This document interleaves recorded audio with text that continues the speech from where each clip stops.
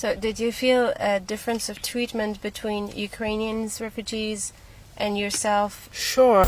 She said, oh, but I'm not a Ukrainian, so I should leave. Il donnait plus de bénéfices aux Ukrainiens. I'm like, we're humans too. I met Joanna while I was walking towards the border crossing between Poland and Ukraine. She's 17 years old from Nigeria, and she's one of the many African students that found themselves trapped in Ukraine when the Russian invasion started.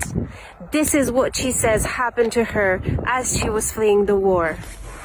So you arrived with this? Yeah. I'm an African, a Nigerian precisely, studying in Vivian National University, Kharkov, Ukraine. I'm studying medicine and I'm a first-year medical student. Yeah. At first, I wasn't seeing the need to leave because there was a time Russia actually gave a date for the war. It got so serious. There were bombings in Kharkov, my city. We had to hide in underground bunkers for our safety. We could hear bomb sounds. We weren't sure of the next second, the next minute. And then there was chaos everywhere. So I just had to leave. I've never gone through something like that, something close to that. I booked a taxi to take me to the Poland border. He collected a whole lot of money from me. He was supposed to drop me a medica, but then he did not. He said, no, just walk down a bit and you'll see the Poland border. And then we started walking thinking, okay, we are close to Poland border. I mean, we had to walk the whole day. Not even the whole day, throughout the night. We were very cold, we were hungry. We couldn't sleep at all.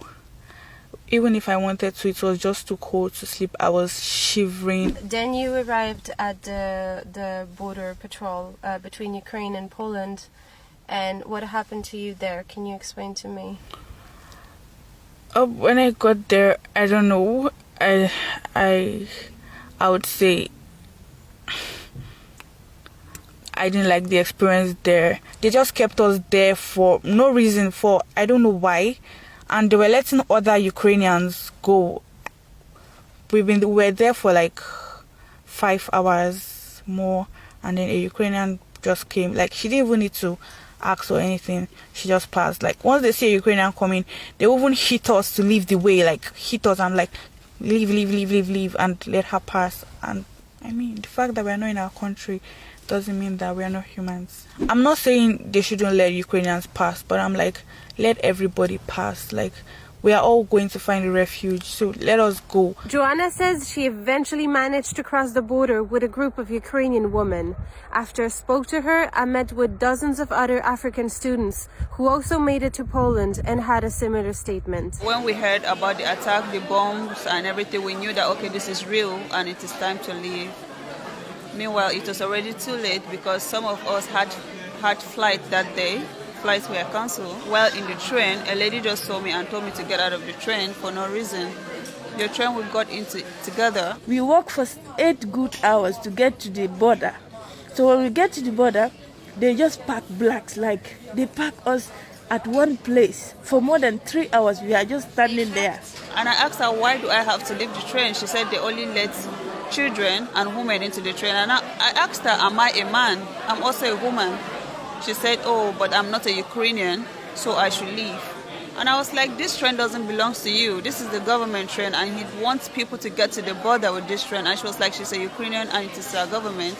So she has the right to be on the train as she get down. They left us outside. People were crying, begging them. They don't even open the door for anybody. They leave us outside under that cold for 2 days before they can open the border for us. Arrivé au niveau de la frontière, la police de l'Ukraine décidait que tous les Ukrainiens soient évacués avant que les Africains soient aussi évacués.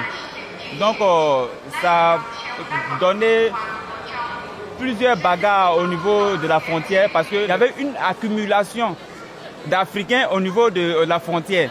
Ukraine is home to tens of thousands of African students studying engineering or medicine.